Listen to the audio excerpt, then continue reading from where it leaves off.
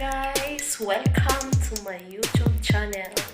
Now, ituturo ko po sa inyo kung paano maggupit ng buhok na may design. Ayan. Ikakat natin siya na may design. V-shape. Ayan.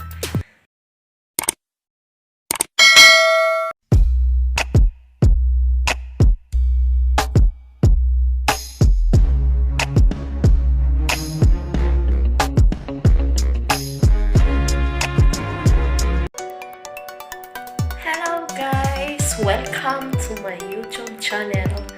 Now, ituturo ko po sa inyo kung paano maggupit ng buhok na may design. Ayan. Ikakat natin siya na may design. V-shape. Ayan. So, tingnan niyo po ang aking hair. Ako lang po ang nagkakat niyan. Ayan. Ayan. Kailangan kung talagang care kayo sa sarili niyo. Ayan, lahat alam nyo mga magpaganda. Alam nyo kung paano lahat i-care. Diba? Oh. Ngayon, ituturo ko sa inyo kung paano magupit ng buhok. Lalo na sa mga ka-OFW na kagaya ko. Ayan, syempre, wala tayong minsan tayo pumunta ng salon. Lalo na sa mga Middle East. Ayan. Ayan, ito po ang suggest ko sa inyo. Ayan, let's start!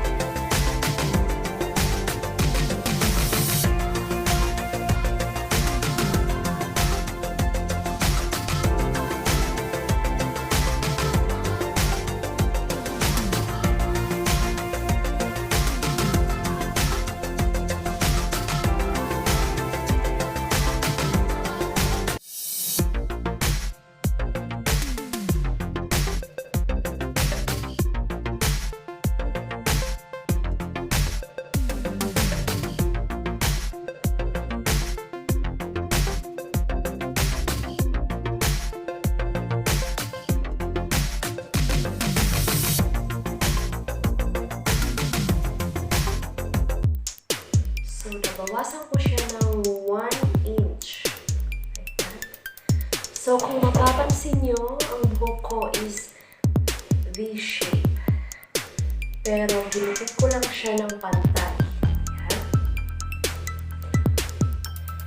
Ayan. Pwede nyo rin po gawin to lalo na sa mga ka-OFW na kamay ko. Ayan.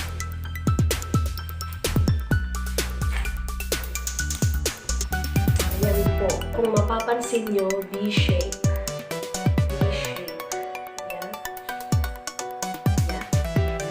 Maganda ang hugis ng buhok niyo pag every month na kinakat niyo, every month 1 inch. So, para tuloy-tuloy ang pag-grow ng hair niyo.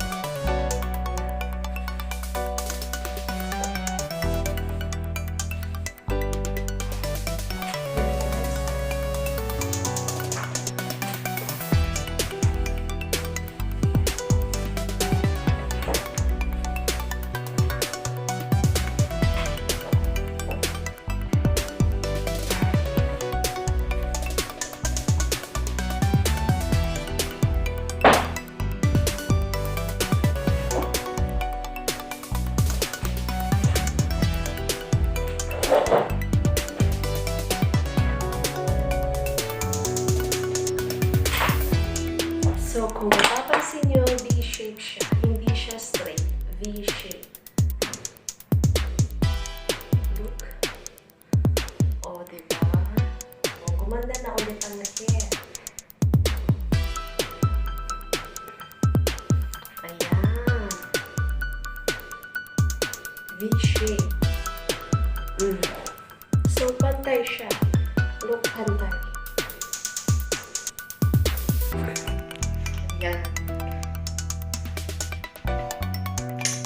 Ayan. So, ang ganda na ng hair ko na ako lang ang nagupit. Hindi na kailangan pumunta ng salon. Ayan. Sana may natutunan kayo sa video ko na to. Lalo na sa mga ka-OFW ko na hindi makalabas. Okay? Thank you for watching. Bye!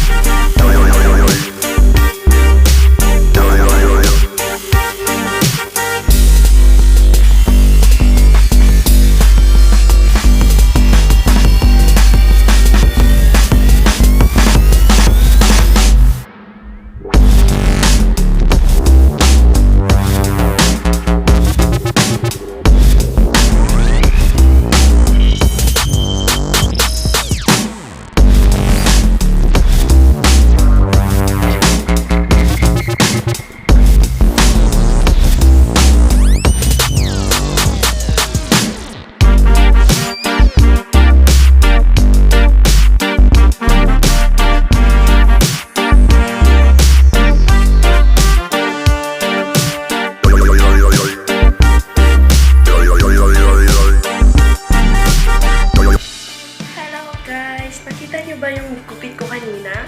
Ayan. Napakaganda. Oh. Ha? Oh. Every month, ginugupit ko siya ng 1 inch every month. So, hindi ko na kailangan pupunta ng salon. Tapos, yung buhok ko may design pa. V-shape. V-shape. So, akala nga nila pupunta alagang salon. Hindi. Ako lang po nagugupit niya. Ayan. Thank you for watching. Bye! Tell me pretty lies, look me in the face. Tell me that you love me, even if it's fake.